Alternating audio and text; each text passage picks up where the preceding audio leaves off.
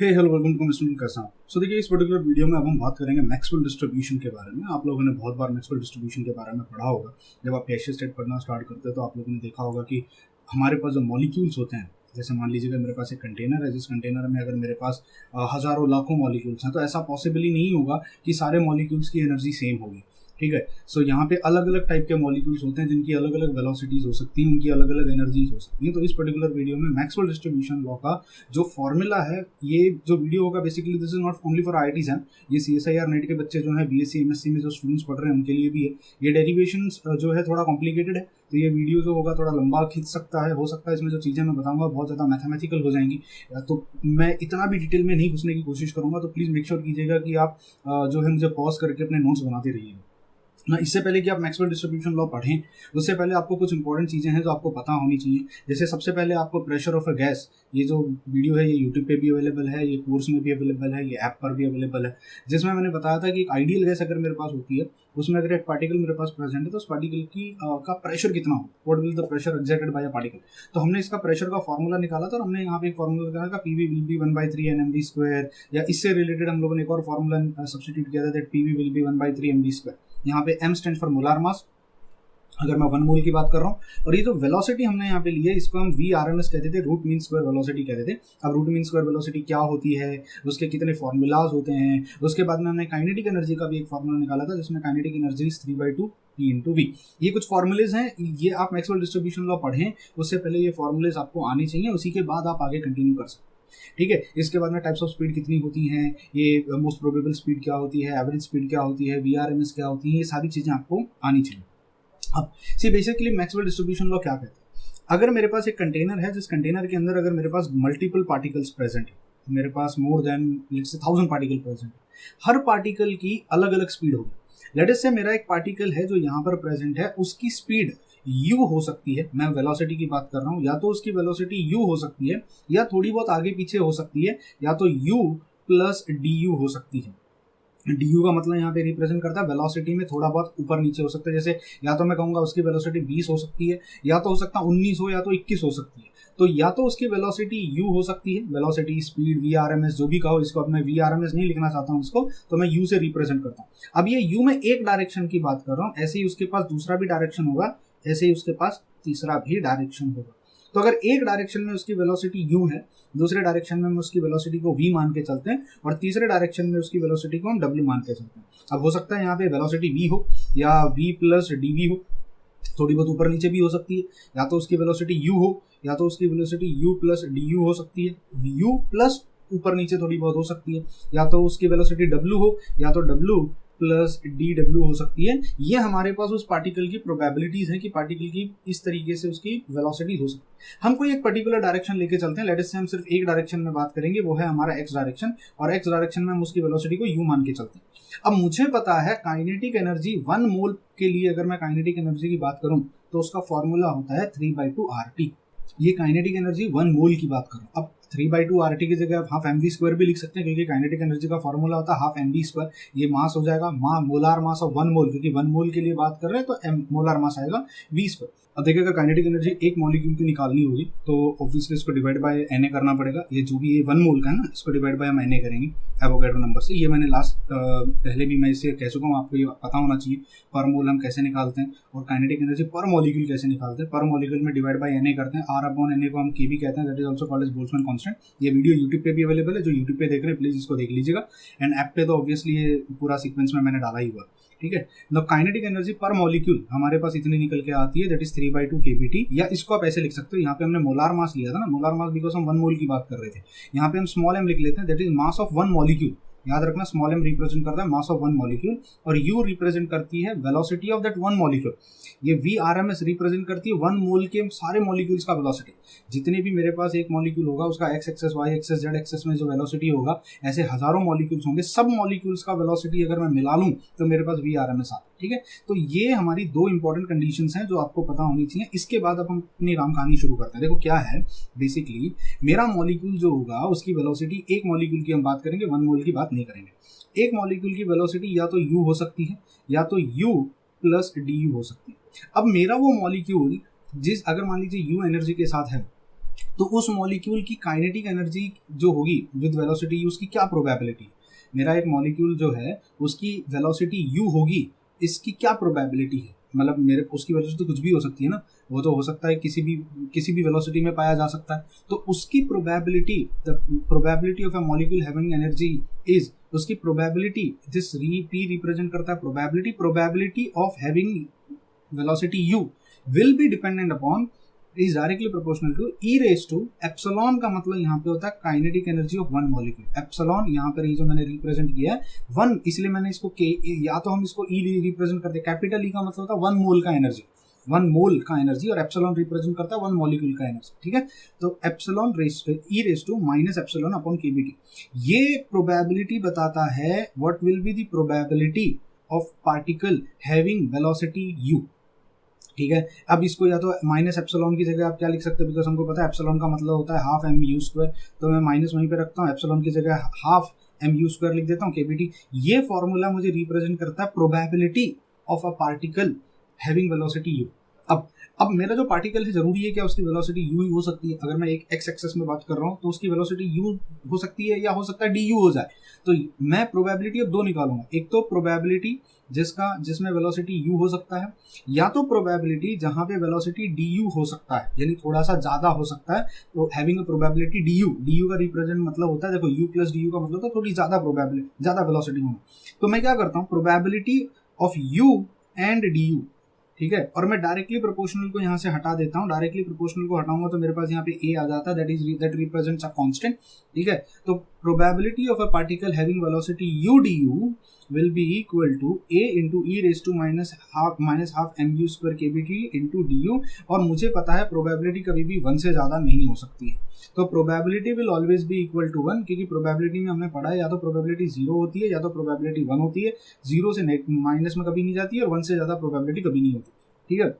अब मैं इसको a का वैल्यू अगर मुझे इवेल्युएट करना है, अगर मुझे पता करना है कि a का वैल्यू क्या है, क्योंकि ये तो मेरे पास इक्वेशन बन गया, probability of a particle having velocity u du will be this. अब अगर मुझे ये पता करना है कि a का वैल्यू क्या है, तो मैं क्या करता हूँ, हम बाउंड्री कंडीशंस को यूज करते हैं, या तो वैल्यू 0 होगी या तो वैल्यू 1 होगी। तो मैं क्या करता हूँ, मैं बाउंड्री कंडीशन के हिसाब से मान के चलता हूँ कि इसकी प्रोबेबिलिटी 1 होती है मोस्ट ऑफ द टाइम, ठीक है, मतलब प्रोबेबिलिटी 1 होती है या तो 0 होती है। तो अगर मैं इसका इंटीग्रेशन करता हूँ, इंटीग्रेशन माइनस इन्फिनिटी से लेकर प्लस इन्फिनिटी तक, मतलब मैं मान कर चलता हूँ मेरा पार्टिकल माइनस इन्फिनिटी से प्लस इन्फिनिटी तक कहीं पर भी हो सकता है, उसकी वेलोसिटी या तो u प्लस du हो सकती है, एग्रीड।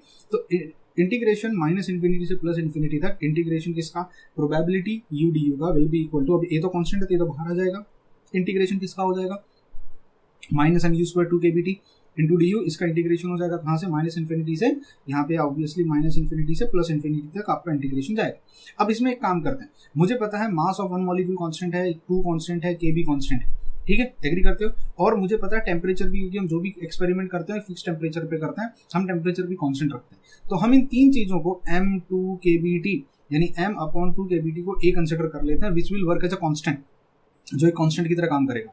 तो ये पूरा टर्म यहाँ से क्या हो जाएगा, ये हो जाएगा माइनस ए यू स्क्वायर। तो ए तो वैसे ही बाहर निकला हुआ था, इंटीग्रेशन माइनस इन्फिनिटी से प्लस इन्फिनिटी तक हम कर रहे थे, तो ये हो जाएगा e raise to minus a u square d u, and इसका आंसर हमेशा 1 आना चाहिए, बिकॉज हम लोगों को पता है प्रोबेबिलिटी 1 से ज़्यादा नहीं हो सकती। अब जब इसका तुम इंटीग्रेशन करते हो तो इसका आंसर निकल जाता है पाई बाई ए और raise to half, pi by A raise to half. अब इसमें मैं ए का वैल्यू इवेलुएट कर सकता हूँ, ए का वैल्यू मेरा क्या निकल के आएगा, ए का वैल्यू विल बी, देखो पाई रेस टू हाफ होगा, ए रेस टू माइनस हाफ होगा, ए रेस टू माइनस हाफ होगा, पाई रेस टू हाफ होगा, एम आई राइट, हाँ बराबर लिखा, क्योंकि ये ए रेस टू हाफ है ना, ए रेस टू हाफ यहाँ चला जाएगा तो ए रेस टू हाफ यहीं पे बचेगा, ठीक है।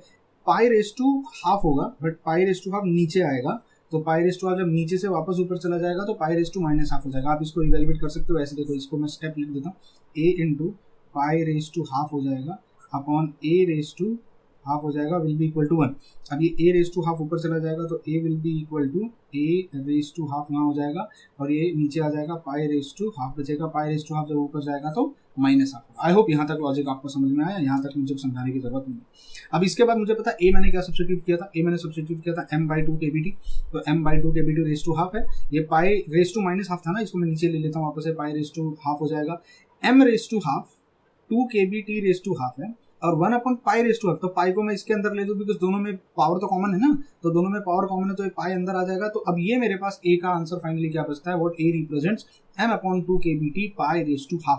तो मेरा फाइनल इक्वेशन जो मिलेगा, the probability of a molecule having energy epsilon और उसकी वेलोसिटी जो होगी u या du में जो प्रोबेबिलिटी हो सकती है, फाइनल इक्वेशन जो मेरा प्रोबेबिलिटी का मिलेगा जो हमने यहाँ पे रिप्रेजेंट किया इसको, अब मैं a का वैल्यू सब्स्टिट्यूट कर दूंगा, ये मेरा मैक्सवेल डिस्ट्रीब्यूशन का फॉर्मूला हो जाता है of a molecular velocity in one dimension, इसका प्रोबेबिलिटी।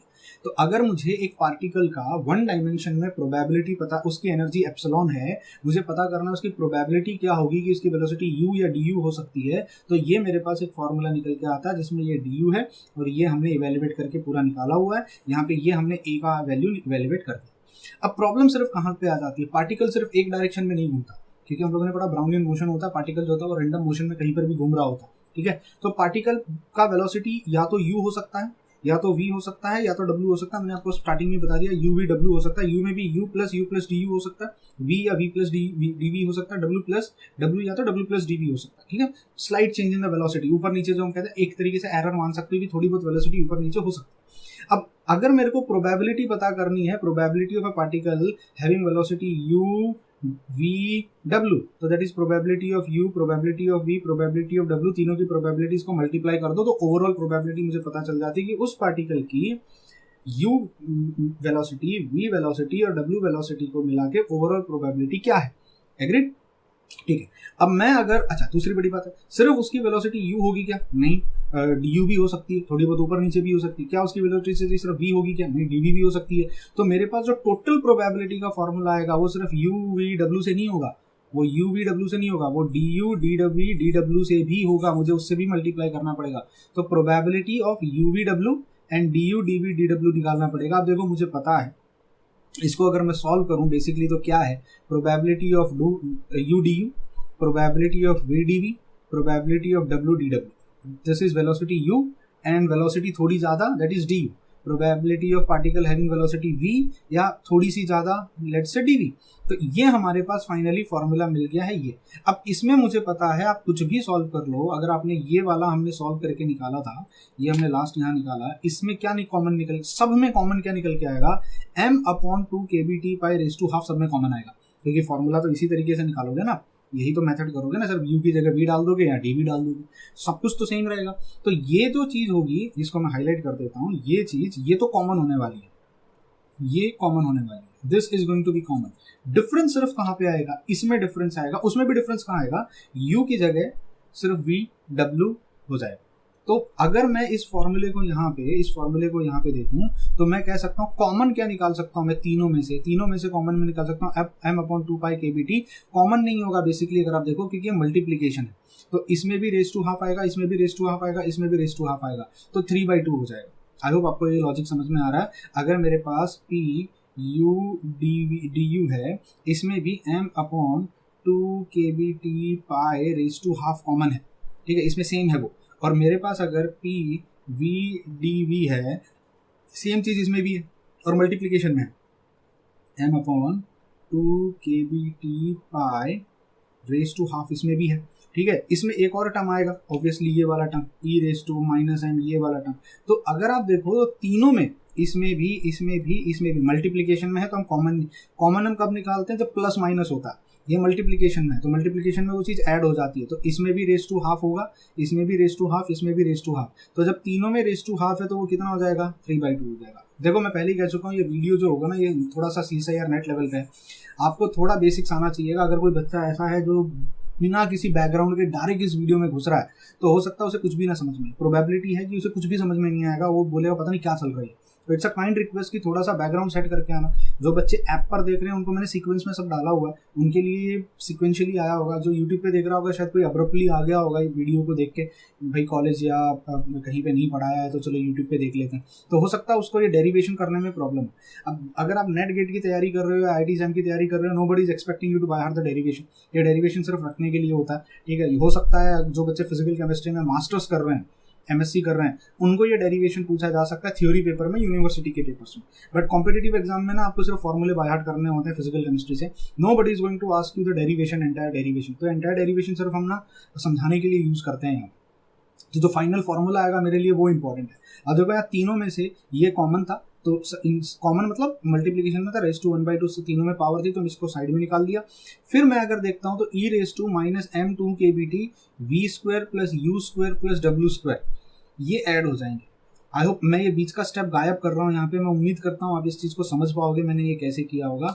ये चीज़ को 3 बार लिख लो आप, ये सेम चीज़ को 3 बार लिख लो, सिर्फ ये चेंज कर देना, एक बार u की जगह v आ जाएगा, एक बार w आ जाएगा। तो ये तो कॉमन होगा तीनों में, तो ये 1/2 1/2 1/2 3 बार आएगा तो 3/2 हो जाएगा, तो ये तो हो गया 3/2। उसके बाद ये चीज़ भी कॉमन होगी, लेकिन फ़र्क सिर्फ क्या होगा, एक में u स्क्वायर होगा, एक में v स्क्वायर होगा, एक में w स्क्वायर होगा, पर m/2 kBT तो कॉमन होगा, तो m/2 kBT एक हो जाएगा, u square plus v square plus w square एक हो जाएगा। तो देखो ये चीज़ मैंने यहाँ लिख ली।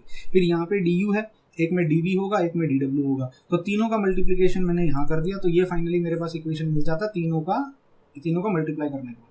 अब इसमें अगर आप देखो ये 3/2 लिख दिया, यहाँ पे v square plus u square plus v square plus w square, मतलब velocity in x axis, velocity in y axis, velocity in z axis को मैं c स्क्वायर लिख देता हूँ। ये c स्क्वायर बेसिकली यहाँ पे v RMS रिप्रेजेंट करता है। तो आप ये फॉर्मूले में v RMS स्क्वायर, तो v की जगह मैं c स्क्वायर लिख देता हूँ, जस्ट बिकॉज हमने ऑलरेडी यहाँ पे v यूज किया तो कन्फ्यूजन क्रिएट नहीं होना चाहिए, कन्फ्यूजन क्रिएट ना हो इसलिए मैं उसको c स्क्वायर से सिर्फ रिप्लेस कर दूँ।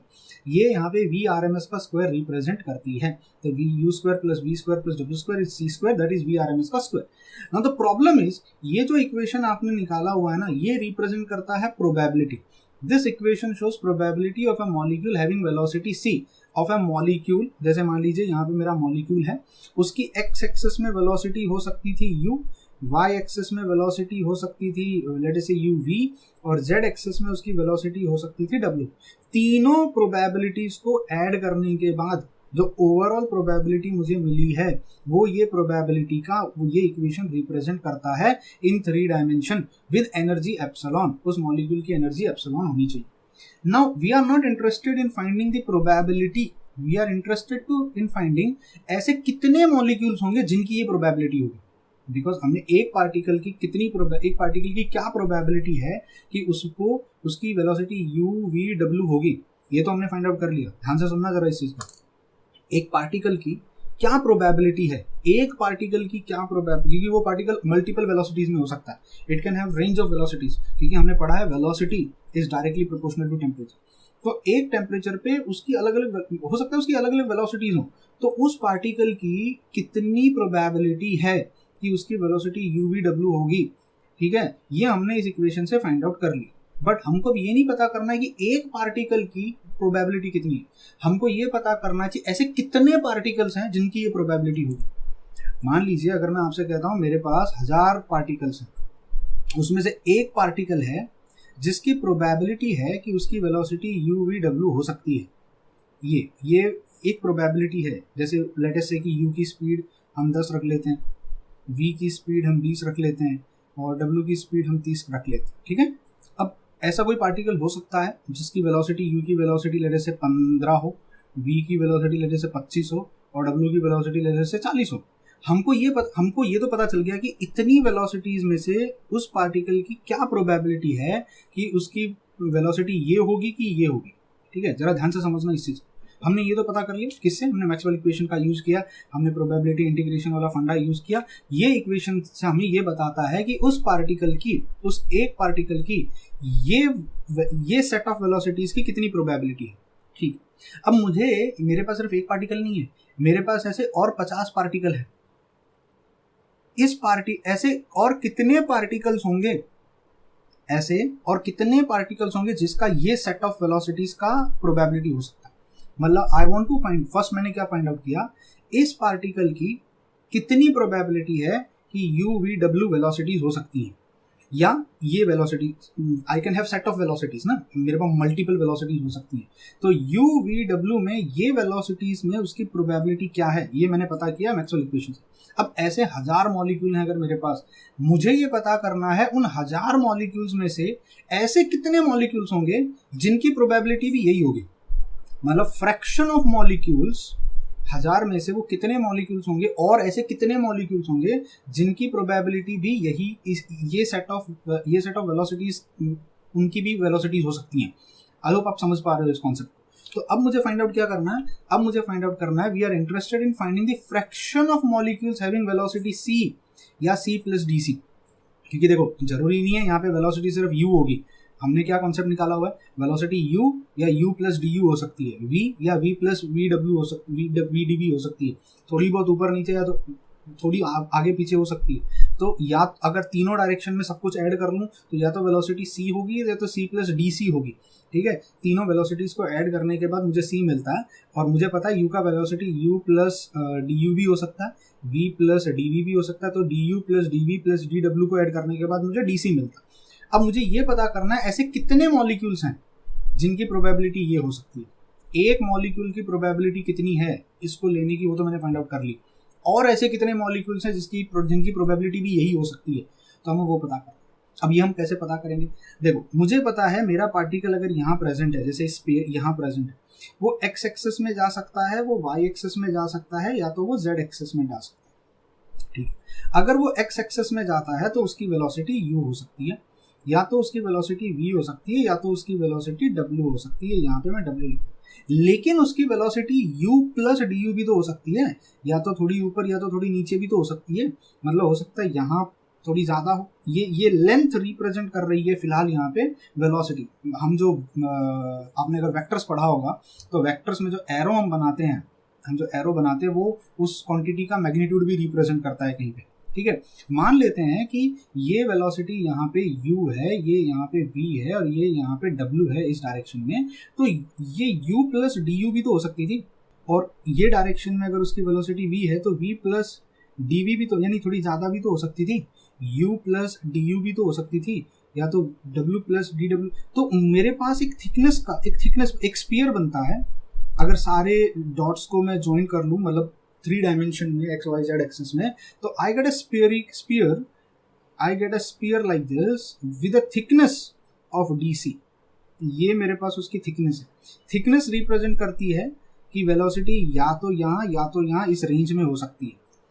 आई होप आपको लॉजिक समझ में आया। ये थिकनेस रिप्रेजेंट करती है रेंज ऑफ वेलोसिटीज, कि मेरे पार्टिकल की वेलोसिटी या तो ये होगी या तो ये हो सकती है, या तो यहाँ पे इतनी होगी या तो इतनी हो सकती है। अगर मैं z एक्सिस की बात करूँ, अगर मैं y एक्सिस में जाऊँ, या तो इतनी हो सकती है। ये एक कॉन्सेप्ट आ जाता है जिसको हम स्फीयर बना के इमेजिन कर रहे हैं। इस हिसाब से अगर मैं देखूँ, इस स्फीयर का जो सरफेस एरिया होता है, उसका फॉर्मूला होता है 4πr²। स्फीयर का सरफेस एरिया 4πr² होता है। सरफेस क्या रिप्रेजेंट कर रहा है, वो एक एनवेलप बता रहा है, या एक बता रहा है कि इस रेंज में उनकी वेलोसिटीज हो सकती है।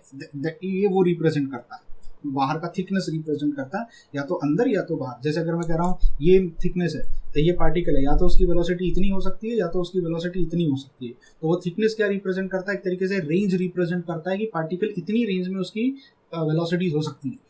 तो मैं अगर यहाँ पे देखूँ, रेडियस क्या होगी सरफेस की, रेडियस मेरी जो सरफेस की होगी वो लेट अस से, अगर मैं तीनों डायरेक्शंस का ऐड करके बता रहा हूँ, तो c² r² पूछ रहा हूँ ना, तो रेडियस तो मेरी c² हो गई, इंटू dc मुझे करना पड़ रहा है, क्योंकि दैट इज द एक तरीके से अनसर्टेनिटी मैं कह सकता हूँ कि ये अनसर्टेनिटी है मेरे पास। तो ये मेरे पास 4πc² dc मिला, जहाँ पे अगर ये सरफेस एरिया ऑफ स्फीयर है, इन तीनों का अगर मैं इंटीग्रेशन करता हूँ तो अनफॉर्चुनेटली मेरे पास यही निकल के आता। एक तो या तो आप इसको सरफेस एरिया कह सकते हो, या तो आप एक तरीके से कह सकते हो वॉल्यूम इनसाइड, मतलब इसके अंदर की जो वॉल्यूम होगी, जो ओवरऑल वॉल्यूम होगी, वो आप कह सकते हो। सरफेस एरिया उसके अंदर की जो एनक्लोज्ड वॉल्यूम है वो कितनी होती है, du, इसका इंटीग्रेशन कर दो, du plus dw, dv plus dw, तो तीनों का मल्टीप्लीकेशन है। मल्टीप्लीकेशन करने का मतलब दिस इंटू दिस, तो वो क्या रिप्रेजेंट करता है, एक तरीके से वो वॉल्यूम रिप्रेजेंट करता है। तो integration of du, dv, dw मुझे क्या रिप्रेजेंट करता है, 4πc² dc। अगर मैं दिस इंटू दिस इसका इंटीग्रेशन कर देता हूँ, तो इनडायरेक्टली सरफेस एरिया के अंदर, वो जो सरफेस एरिया एनवेलप बना है मेरे पास वेलोसिटीज का, उसके अंदर का एंटायर वॉल्यूम रिप्रेजेंट करता है। एग्रीड कर रहे हो? तो मैं इस फॉर्मूले को ऐसे यहाँ पे लिख के छोड़ देता हूँ। यहाँ तक लॉजिक समझ में आया? अब मुझे एक बात, अगर मुझे वेलोसिटी पता करनी है, ये तो क्या थी, velocity probability of u v w with du dv dw, but मुझे क्या पता करना है, मुझे ये पता करना है what will be the probability, तीनों को ये तीनों की प्रोबेबिलिटीज, अगर ये तीनों को मैं ऐड कर दूं तो मुझे क्या निकल के आ रहा है, c निकल के आ रहा है, सी, मुझे ये पता करना है तीनों डायरेक्शन में अगर ऐड करने के बाद उसकी वेलोसिटी सी है, या तो उसकी velocity C plus D C हो सकती है, थोड़ी कम या थोड़ी ज़्यादा हो सकती है, क्या प्रोबेबिलिटी है overall of a particle having probability of a particle या fraction of molecules having this probability. तो fraction of molecules having this probability, that is probability of c D c.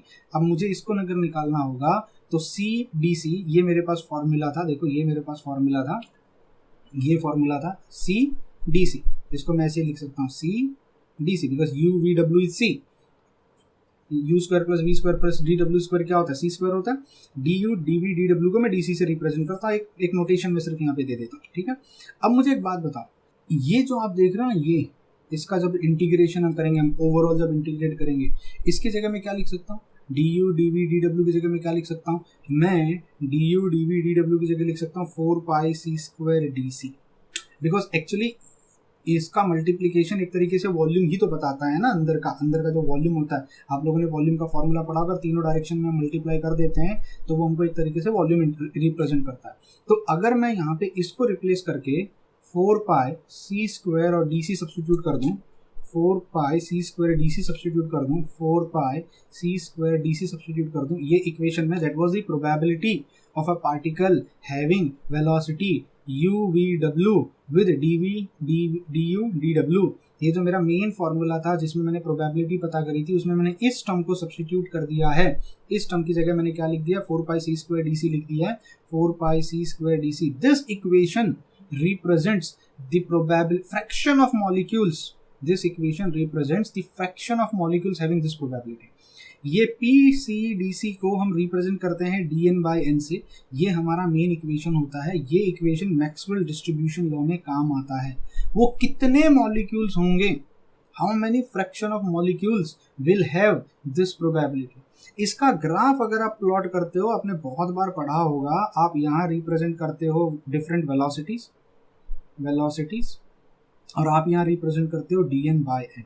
अब अगर मैं कहता हूँ वेलोसिटी ये है, it's a very low velocity, मतलब मैं सी की speed velocity is very less, तो ये जो प्रोबेबिलिटी निकल के आएगी how many molecules will have this velocity, वो बहुत कम निकल के आता है। अगर ये वेलोसिटी का नंबर बढ़ता है, वेरी हाई वेलोसिटी, तो कितने मॉलिक्यूल्स होंगे आउट ऑफ 1000 मॉलिक्यूल्स। अगर मेरे पास 1000 मॉलिक्यूल्स हैं तो उनमें से वो कितने मॉलिक्यूल्स होंगे जिसकी वेलोसिटी ये हाई वेलोसिटी होगी, तो again that number comes out to be very low. लेकिन अगर ये एक मीडियम नंबर होता, middle range particles having medium velocity, this is very low velocity, this is very high velocity. तो बहुत हाई वेलोसिटी वाले पार्टिकल्स भी कम होते हैं और बहुत लो वेलोसिटी वाले पार्टिकल्स भी कम होते हैं। तो ज़्यादातर पार्टिकल्स मीडियम वेलोसिटी दिखाते हैं। इस तरीके का हमको ग्राफ निकल के आता है। जो ये ज़्यादातर पार्टिकल्स वेलोसिटी दिखाते हैं, that is called as V most probable. And the fraction of molecules, अब देखो fraction of out of 1000 molecules, how many molecules will have this velocity, how do you calculate, we calculate by using this formula. 1000 में से वो कितने molecules होंगे जिनकी kinetic energy, अगर मान लीजिए मैं यहाँ पे रिप्रेजेंट, ये फॉर्मूला है, जिनमें से अगर जिनकी वेलोसिटी अगर सी है और वो टेम्परेचर टी पे हैं, ये वेलोसिटी सी, ये टेम्परेचर टी पे हैं, तो वो कितने मॉलिक्यूल्स होंगे जिनकी वेलोसिटी इतनी होगी, तो ये उसका ग्राफ। अगर इसमें भी मैं टेम्परेचर कांस्टेंट रख दूं तो फ्रैक्शन डिपेंड करता है सिर्फ किस पे, स्पीड। आई होप लॉजिक समझ, बिकॉज ये तो पूरा चीज कांस्टेंट होगा, ई रेज टू एक्सपोनेंशियल में नेगेटिव टर्म के साथ। आई होप समझ में। दिस इज मैक्सवेल डिस्ट्रीब्यूशन का ग्राफ, ये इक्वेशन है। बहुत बार बच्चे कहते हैं, स्पेशली जो एमएससी में पढ़ने वाले हैं, जिनको physical chemistry as a main subject लिया हुआ है, कि ये डेरिवेशन करवाते कैसे आता है, ये फार्मूला कैसे आता है, क्योंकि बुक्स में हमने ये पढ़ा है, तो ये डेरिवेशन थोड़ा कॉम्प्लिकेटेड होता है, इसको समझना। ये स्टैटिस्टिकल थर्मोडायनामिक्स में हम पढ़ाते हैं, मेनली स्टैटिस्टिकल थर्मोडायनामिक्स में पढ़ाया जाता है।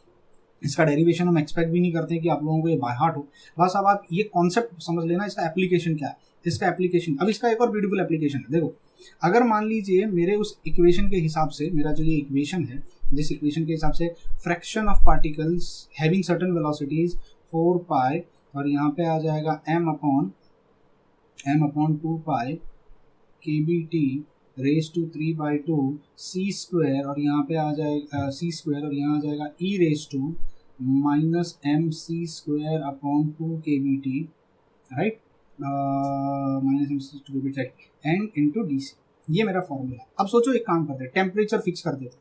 अगर टेम्परेचर फिक्स हो गया तो ये पूरा टर्म फिक्स हो जाएगा, ये वैसे ही फिक्स है। तो सिर्फ fraction of molecules having certain velocity will be directly proportional to E raise to minus M C square upon 2 times K B T. Agree करते हो? ठीक है। अब अगर सी का वैल्यू बहुत कम है, सी का वैल्यू यानी बहुत कम स्पीड की मैं बात कर रहा हूँ, I am talking about very low speed, तो जब सी का वैल्यू बहुत कम होगा वो भी नेगेटिव नंबर में, तो ई रेज टू का वैल्यू और भी घट जाएगा, एक्सपोनेंशियल है वो भी नेगेटिव टर्म के साथ है। तो अगर सी का वैल्यू बहुत कम है, वेरी लो, तो फ्रैक्शन ऑफ मॉलिक्यूल बहुत कम आएंगे, बहुत कम ऐसे मॉलिक्यूल्स होंगे। जैसे अगर मान लीजिए मैं 1000 मॉलिक्यूल्स की बात कर रहा हूँ, तो 1000 में से वो कितने मॉलिक्यूल्स होंगे जिनकी वेलोसिटी लेट अस से 30 है, 30 मीटर पर सेकंड रख लेते हैं, या लेट अस से 90 मीटर पर सेकंड रख लेते हैं, मीटर पर सेकंड, या लेट अस से हम रख लेते हैं 50 मीटर पर सेकंड। तो 30 मीटर पर सेकंड की स्पीड वाले मॉलिक्यूल बहुत कम होंगे, क्योंकि सी की वैल्यू बहुत कम है, टेम्परेचर कांस्टेंट है, राइट है, तो बहुत कम। अगर मैं बोलूँ 90 मीटर पर सेकंड, सी की वैल्यू बहुत ज़्यादा हो गई है, सी की वैल्यू बहुत ज़्यादा हो गई है, तो भी फ्रैक्शन कम आएगा। लेकिन अगर मैं बोलूँगा 50 मीटर पर सेकंड, तो यहाँ पे वैल्यू धीरे धीरे, तो इस इक्वेशन का मतलब यही होता है, एक टाइम के बाद वैल्यू बढ़ती है बढ़ती है बढ़ती है बढ़ती है, and then it starts falling off, exponential graph है, it starts falling off something like this. तो मैक्सिमम मॉलिक्यूल्स जो होंगे, maximum molecules that is the largest fraction will have this velocity but at a particular temperature T. अगर आप temperature बढ़ा देते हो, if you increase temperature, high velocity बढ़ जाएगी। अब मॉलिक्यूल जिनकी वेलोसिटी हाईएस्ट 90 थी, अब हाईएस्ट वेलोसिटी हो सकता है 100 मीटर पर सेकंड हो जाए, मीटर पर सेकंड हो जाए, और जो लोवेस्ट वेलोसिटी 30 थी वो हो सकता है 30 की जगह अब यहाँ पे 40 मीटर पर सेकंड हो जाए। तो वेलोसिटी बढ़ सकती है, लेकिन फ्रैक्शन जो होगा, ग्राफ जो होगा, वो थोड़ा दब जाएगा, इस तरीके से हो जाएगा। मतलब पहले ये मैक्सिमम मोस्ट प्रोबेबल वेलोसिटी थी 50 मीटर पर सेकंड, ज्यादातर मॉलिक्यूल्स के पास ये वेलोसिटी थी। अब ज्यादातर मॉलिक्यूल्स के पास लेट अस से 60 मीटर पर सेकंड की वेलोसिटी हो गई है, लेकिन क्वांटिटी कम हो गई है, मॉलिक्यूल्स कम हो गए हैं इस वेलोसिटी वाले। 50 वेलोसिटी पे ज्यादा मॉलिक्यूल्स थे, 60 वेलोसिटी, अब वेलोसिटी बढ़ गई है, तो अगर ये टेम्परेचर T1 है तो ये टेम्परेचर T2 होगा, थोड़ा ग्राफ दब जाता है। और आप टेम्परेचर बढ़ाते जाओगे, मॉलिक्यूल्स हायर एनर्जी की तरफ शिफ्ट होने लग जाते हैं, और प्रोबेबिलिटी जो होती है वो फ्रैक्शन ऑफ मॉलिक्यूल एक पर्टिकुलर वैल्यू पे कम हो जाता है, और मॉलिक्यूल्स आगे की तरफ ज़्यादा चले जाते हैं। अब देखो ये फ्रैक्शन यहाँ कम हो गया है, फ्रैक्शन कम हो गया क्योंकि मॉलिक्यूल्स आगे की तरफ ज़्यादा शिफ्ट हो गए, हायर एनर्जी की तरफ मॉलिक्यूल शिफ्ट होने लगते हैं। So this is how this graph is represented, इसको मैक्सवेल डिस्ट्रीब्यूशन का ग्राफ कहते हैं। ये याद रखना, देखो यहाँ पे मैंने रिप्रेजेंट किया, अगर ये 0 डिग्री पे है, ये 1000 पे है, ये 2000 पे। 0 डिग्री पे इतने पार्टिकल्स थे जिनकी वेलोसिटी इतनी थी, मोस्ट प्रोबेबल वेलोसिटी यहाँ रिप्रेजेंट करते हैं। लेकिन 1000 पे मोस्ट प्रोबेबल वेलोसिटी ये होगी, लेकिन मॉलिक्यूल्स कम होंगे, इतनी वेलोसिटी वाले मॉलिक्यूल्स थोड़े कम हो जाएंगे। अब ये सबसे कॉमन वेलोसिटी होगी, लेकिन मॉलिक्यूल्स और भी कम हो जाएंगे। So this is how you represent this graph. Please इसको याद रखना, कॉम्पिटिटिव एग्जाम में आता है। कॉम्पिटिटिव एग्जाम में मैक्सवेल डिस्ट्रीब्यूशन लॉ से अच्छे ग्राफ ही पूछे जाते हैं और तो कुछ पूछा नहीं जाता, ठीक है। ये फॉर्मूला बेस्ड क्वेश्चन कभी आपसे नहीं पूछे जाएंगे। Nobody is going to ask you numerical based on this formula, या not even in CSIR NET GATE या IIT कहीं नहीं पूछे जाते। तो फॉर्मूला बाय हार्ट करने की अच्छे जरूरत नहीं है, आपको कॉन्सेप्ट मुझे समझाना था इस वीडियो से। ये डेरिवेशन कहीं लिख के रख लेना, MSc में अगर कभी जाओगे, IIT में कहीं सिलेक्शन हो गया, और अगर कहीं ज़रूरत पड़ सकती है, मे बी कोई प्रोफेसर या कोई टीचर ऐसा हो जो डेरिवेशन ये पढ़ा रहा होगा, हो सकता है मुझसे इस डेरिवेशन में कुछ गलती हो गई हो पढ़ाते समय, मे बी अंडरस्टैंडिंग में कुछ प्रॉब्लम हो सकती है, इन केस तो प्लीज़ माफ़ कर देना। और मुझे अगर कुछ गलती हुई है तो कमेंट करके बता देना कि सर देखो आपने यहाँ पे कुछ चीज़ गलत कही थी। देखो ये मैथमेटिकल डेरिवेशन था जिसको मैंने, ये स्टैटिस्टिकल लेवल का था, इसको मैंने बहुत सिंपल लैंग्वेज में समझाने की कोशिश की। तो मैं ज़्यादा साइंटिफिक नहीं होना चाहता यहाँ पे, ऐसे टर्मिनोलॉजी से ऐसे वर्ड्स मैं यूज़ नहीं करना चाहता। आप अगर बुक्स रेफर करोगे तो उन्होंने बहुत पैराग्राफ्स लिखे हुए हैं, बहुत सारी चीज़ें लिखी हुई हैं, फिर डेरिवेशंस किए हुए हैं, मैं वो सब अवॉइड करता हूँ। मैं सिंपलिस्टिक लैंग्वेज में इसको समझाने की कोशिश कर रहा हूँ, और इमेजिनेशन के साथ, ताकि आप उसको फील कर पाओ कि हम जो कर रहे हैं वो क्यों कर रहे हैं और कैसे कर रहे हैं। उम्मीद करता हूँ यहाँ से आपको ये कॉन्सेप्ट समझ में आया। अब मिलेंगे अगले वीडियो में, जहाँ पर हम डिस्कस करने वाले हैं कोलिजन फ्रीक्वेंसी के बारे में। ना। कोलिजन फ्रीक्वेंसी, ये वीडियो भी मैं यूट्यूब पे फ्री में अपलोड कर रहा हूँ, इवन ऐप पे भी होगा, कोर्स में भी होगा, और यूट्यूब पे भी फ्री में अवेलेबल होगा। कोलिजन फ्रीक्वेंसी का बहुत इंपॉर्टेंट रोल होता है जब आप अरेनियस थ्योरी पढ़ेंगे हम गैसियस स्टेट में, पर इसका एप्लीकेशन जो होगा, इसका एप्लीकेशन होगा आपका जब आप अरेनियस इक्वेशन पढ़ते हो। आई होप आप लोगों ने अरेनियस इक्वेशन पढ़ा होगा। Rate constant will be equal to k into e raise to k, ये a into e raise to minus e a by r t. अगर आप इस चीज़ को समझ पा रहे हो e a by r t कहाँ से आया, तो आप थोड़ी देर पहले ये समझोगे ये ई ए बाई आर टी जो था वो ये यहाँ से आ रहा था। Can you see this probability, ये इक्वेशन यहाँ से आता है। तो बेसिकली अगर आपने अरेनियस इक्वेशन भी ढंग से पढ़ा होगा तो आपने वहाँ पढ़ा होगा this represent probability of a particle, fraction of molecules having particular energy, fraction of molecules having particular energy, ये इक्वेशन वहाँ से आता है। हम कोलिजन थ्योरी पढ़ेंगे, थोड़ा स्टैटिस्टिकल अप्रोच देंगे उसके अंदर भी, and that will be your next. मिलते हैं अगले वीडियो में, till then bye bye, take care and God bless you.